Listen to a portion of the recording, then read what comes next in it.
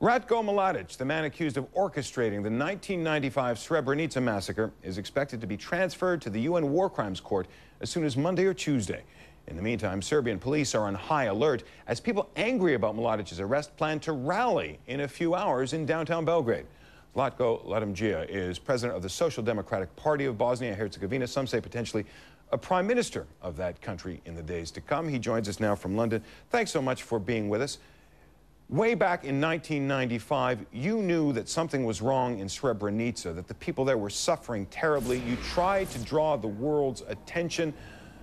Years later, there was this massacre. So let me ask you about your thoughts about the arrest of Zlatko Lagumdzija.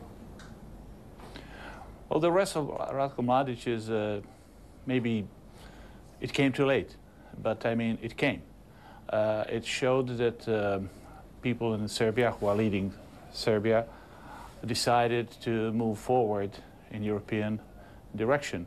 And obviously, we have to take Zlatko Lagumdzija case as a clear signal that genocide and war crimes will be punished. But we have to also say that the justice is truth in action. I mean, because the people tomorrow have to know about it. We have to educate people about what happened. We have to really use this as the end of the beginning of the process of reconciliation in a region. And of course, the fact that Srebrenica happened obviously is something that is staying on a conscience of all modern civilization. And that's the reason why it is not so much about Bosnia and the victims, it's about a much bigger picture. The government of Serbia says they arrested Mladić as quickly as they could, though it took, by any standard, an awfully long time.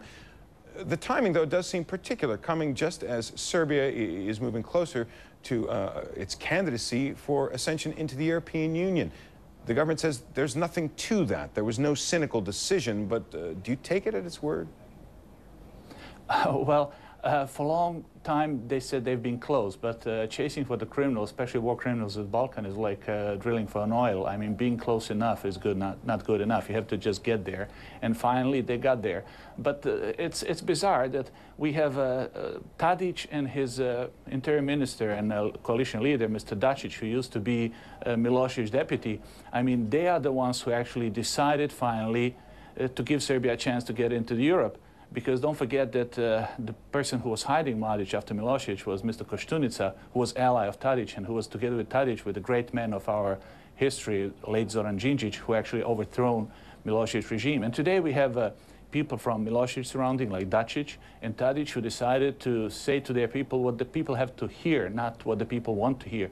Because obviously this is the act of leadership that we will know, was it serious, if, and I hope that they will, really give chance to the region and finally orient themselves to Serbia, go in regional cooperation further. And of course, the major point is maybe the keys in Serbia, but the door of the region and of their future. Is it hell or heaven? It's in Bosnia and Herzegovina. And the action toward Bosnia, to unity and of Bosnia, and Bosnia helping that Bosnia becomes a normal, democratic, viable, multi-ethnic state, part of European NATO, in next period, it's the test for Serbia as well.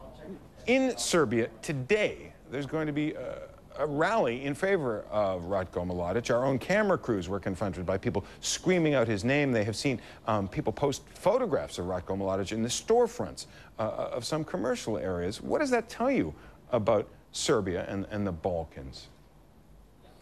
Well, some people are saying that today in Serbia, I mean, when they did some surveys, they said that the ratio is 3-2 for support of Mladić instead of support the Serbian government. But when you look at the Facebook, I mean, the Facebook support is much bigger on Tadić's side, and people are, that population, if I can put it this way, not only in Serbia, but in Bosnia and Herzegovina as well, they are much more supportive for European integrations. Obviously, this internet generation wants to be in 21st century. They want to be stuck in 20th and 19th century like we used to be.